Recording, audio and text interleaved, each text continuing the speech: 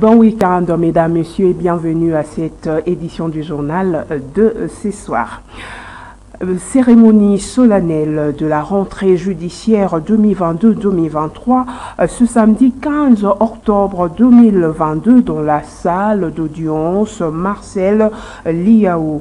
Occasion pour le procureur général près la Cour de cassation de dénoncer l'exercice abusif de la presse, de la liberté d'expression en République démocratique du Congo. Ainsi a-t-il proposé la révision à la hausse du taux de peine commune dans les différentes incriminations, car, dit-il, elles sont aujourd'hui dérisoires. Sans embâche, Firmin Vendée opte également pour l'introduction dans le code pénal congolais de nouvelles incriminations adoptées aux nouvelles technologies par lesquelles l'homme peut s'exprimer en ces temps modernes. Et puis, une matinée des plaidoyers a été organisée ce samedi 15 octobre 2022 au Palais du Peuple par les programmes élargis de vaccination afin de réfléchir sur les avancées et défis de vaccination des enfants en République démocratique du Congo. Occasion pour le premier vice-président de l'Assemblée nationale de lancer un appel fort et solennel aux députés à conférer au financement de la santé et la couverture vaccinale un caractère urgent et impératif. Suivez. Ces projets de loi. Dernier texte soumis au Conseil de ministres de ce jour.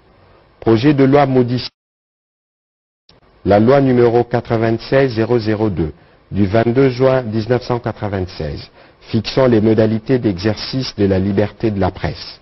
Le ministre de la Communication et Médias a présenté à l'attention du Conseil l'avant-projet de loi modifiant et complétant la loi numéro 96-002 du 22 juin 1996 fixant les modalités de l'exercice de la liberté de la presse. Faisant l'économie de ce texte, il a tenu à préciser que l'élaboration de cette dernière vient marquer le premier pas de la marche vers la salubrité médiatique recommandée par le président de la République au cours des États généraux de la communication et des médias. Cette loi vise aussi à conformer les secteurs des médias à l'évolution des nouvelles technologies de l'information et de la communication et à encadrer, entre autres, l'exercice de la presse en ligne. Aussi, ces textes apportent-ils les innovations et adaptations suivantes. L'extension de l'objet de la loi à la liberté d'information et d'émission par la radio et la télévision, la presse écrite ou tout autre moyen de communication en République démocratique du Congo, conformément à l'article 24 de notre Constitution. La garantie de l'exercice d'une presse réellement libre, partenaire au développement. La jouissance effective du droit constitutionnel à l'information pour tout Congolais, comme l'ont soutenu les professionnels des médias, des acteurs sociopolitiques et ceux de la société civile dans les rapports généraux des États généraux de la communication et des médias tenus en janvier 2022 sous la présidence du président de la République sur les réformes légales et institutionnelles du secteur de la communication et des médias. La prise en compte des exigences des nouvelles catégories des médias dans la presse en ligne, les médias associatifs, communautaires et professionnels. La prise en compte du domaine .cd de la République démocratique du Congo dans la création et la gestion des médias en ligne. Les renvois de la régulation des médias en République démocratique du Congo au Conseil supérieur de l'audiovisuel et de la communication, conformément à la loi organique numéro 11/001 du 10 janvier 2011 portant composition, attribution et fonctionnement du Conseil supérieur de l'audiovisuel et de la communication. La promotion de la viabilité économique des organes de presse pour garantir d'une part les intérêts des entrepreneurs et d'autre part les exigences fondées sur le développement des vecteurs économiques stables en faveur des employés.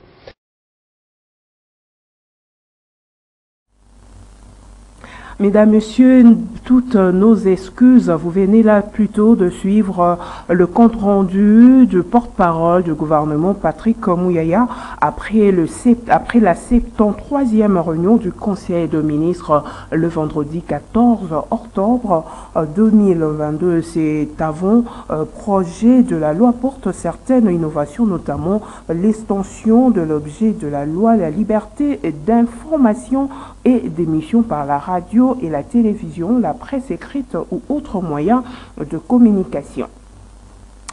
Et puis une matinée de plaidoyer a été organisée ce samedi 15 octobre 2022 au Palais du Peuple par le programme élargi des vaccinations afin de réfléchir sur les avancées et défis des vaccinations des enfants en République démocratique du Congo. Occasion pour le premier vice-président de l'Assemblée nationale de lancer un appel fort et solennel aux députés à conférer au financement de la santé et la couverture vaccinale un caractère urgent et impératif. Suivez.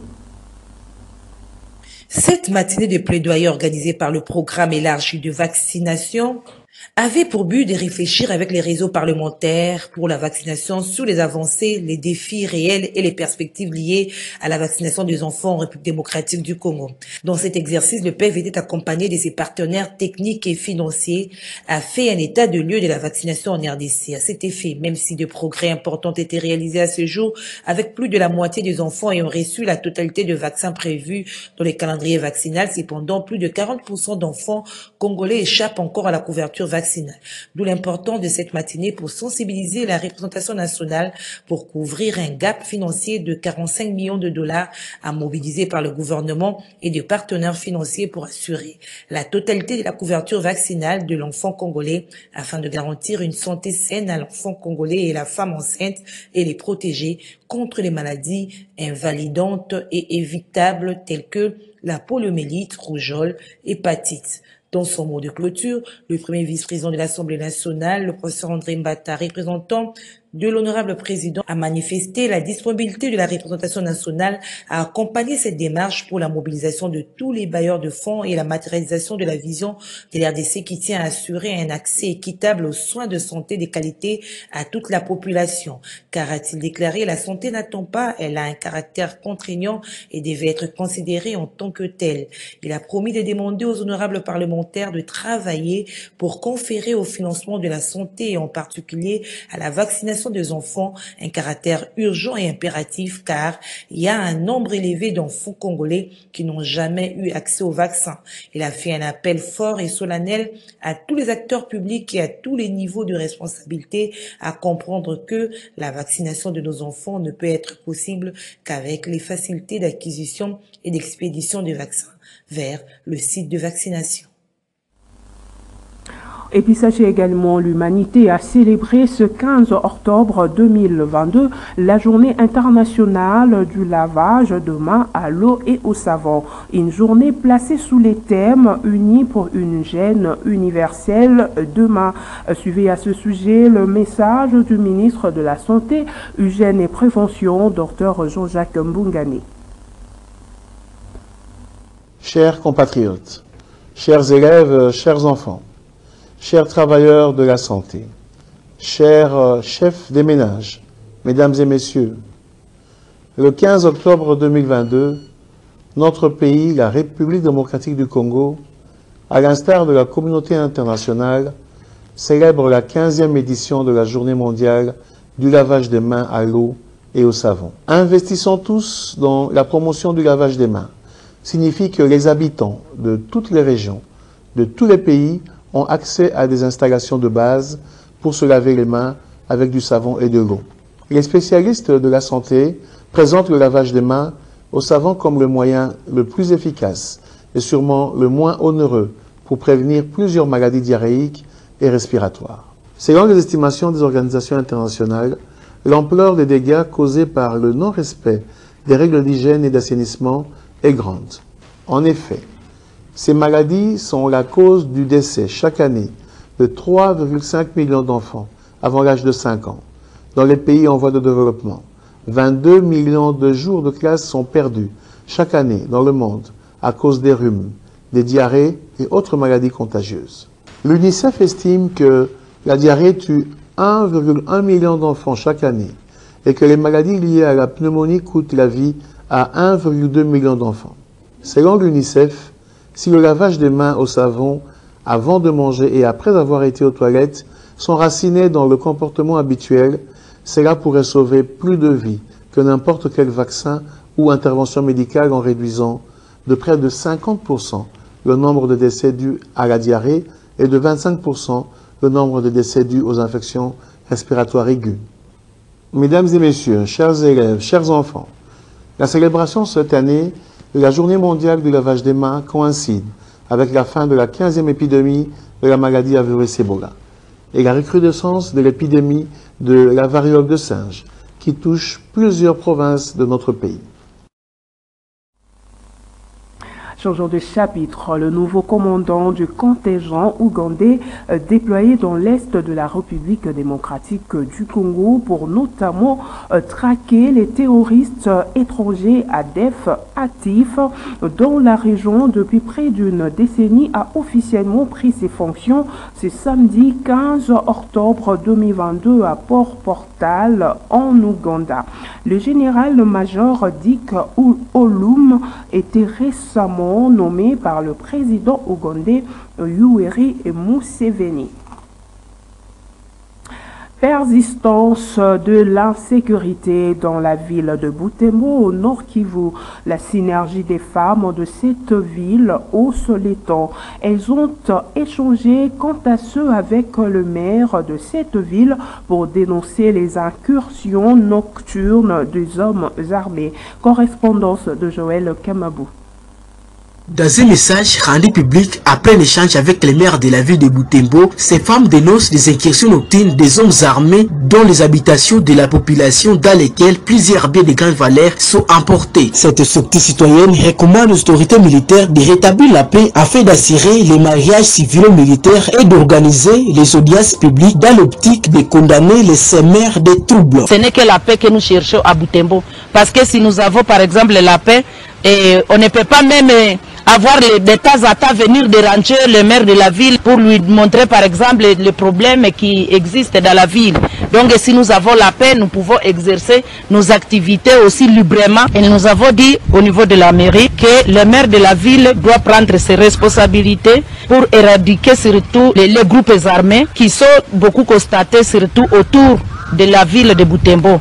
Et que le soir, il y a aussi tracasseries et des incursions nocturnes auprès de la population, que les services de l'État puissent voir comment, par exemple, enlever les cas de militaires et aussi même les agents qui circulent, par exemple, sans contrôle avec le fusil. Demande de chaque fois venir toujours continuer avec les échanges et aussi voir s'il y a des difficultés, il faut toujours venir échanger.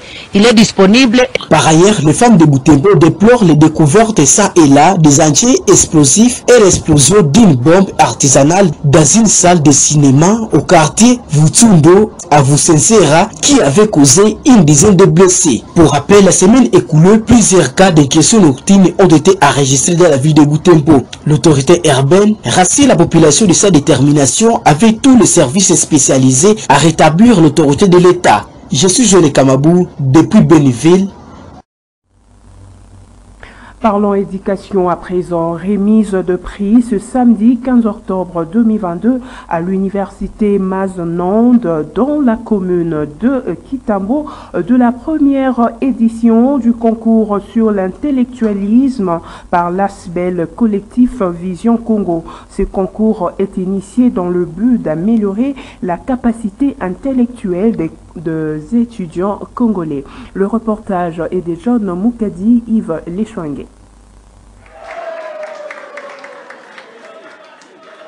Cette première édition du concours basé sur l'intellectualisme a été initiée par l'ASBEL, collectif Vision Congo, dans le but d'améliorer la capacité intellectuelle des étudiants congolais de différentes universités du pays. Ainsi, les gagnants ont obtenu plusieurs prix, notamment les bourses d'études. Malika Moukoubou est initiatrice de ce concours. Je suis très heureuse d'être arrivée à la fin de ce concours avec des résultats satisfaisants de la part des étudiants qui se sont distingués au concours des preuves de dictée et de dissertation. Bien que cela ait été difficile pour plusieurs, mais ce ne sont que les meilleurs qui ont été pris et qui ont déjà reçu quelques présents et dont l'année académique 2022-2023 sera payée.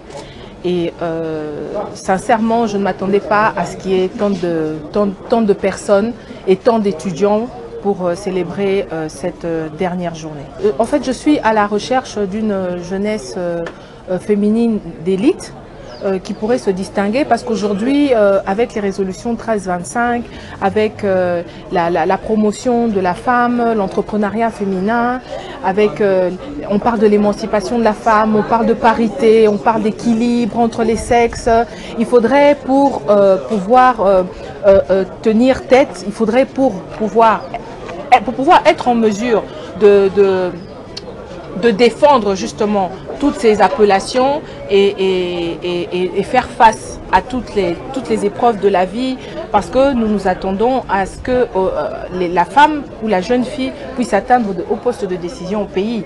Alors, l'objectif recherché est de pouvoir avoir cette élite-là, la former, la suivre et aller avancer avec elle jusqu'à ce qu'elle arrive à pouvoir s'en sortir, parce que nous pensons qu'il est grand temps que la jeune fille trouve une place de dignité et valeureuse au sein de notre communauté et dans notre pays. Notez que c'est à travers un culte d'action de grâce qu'avait débuté cette cérémonie.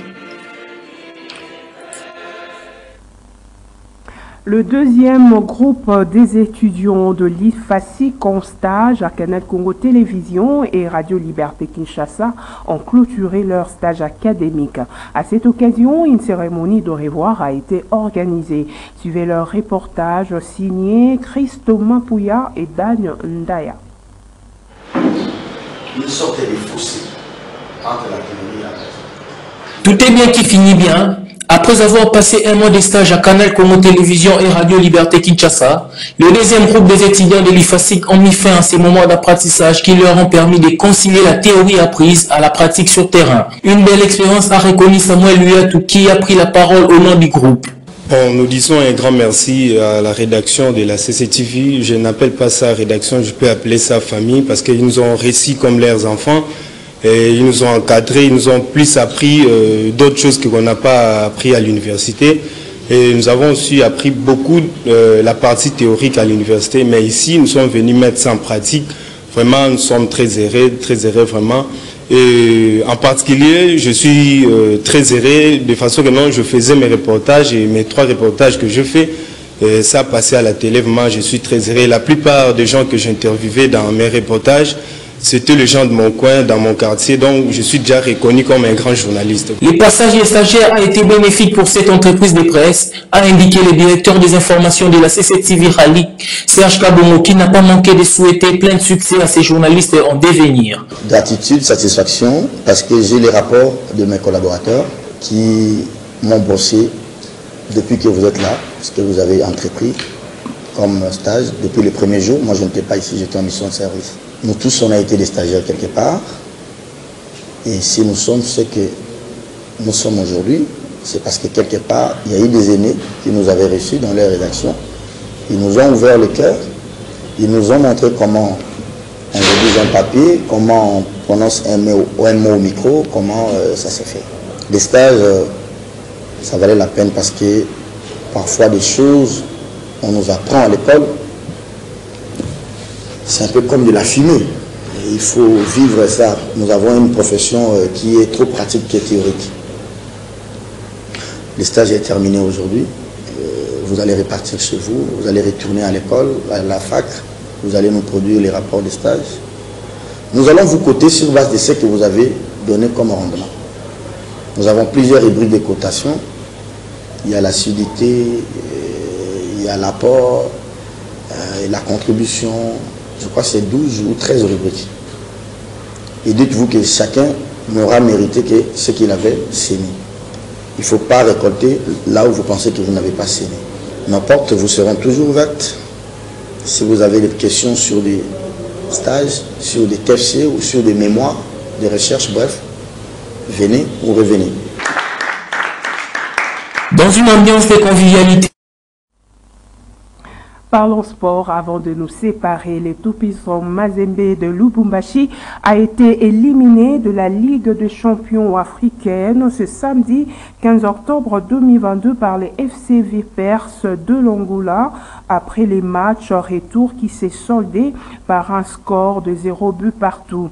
Les Noirs et Blancs de Lubumbashi sont tombés à la séance de tirs au but, 4 tirs contre 2 et sont de ces faits déversés en Coupe de Confédération où ils joueront les barrages avant la phase de groupe. Dans la même Coupe de Confédération, de Saint-Éloi Lupopo a éliminé Esperanza d'Angola après les matchs retour joués ce samedi 15 octobre 2022. Match qui s'est soldé par un score de 0 but partout. Mesdames, Messieurs, par cette note sportive que nous mettons un terme à cette grande édition du journal, merci de l'attention accordée. Bon week-end chez vous.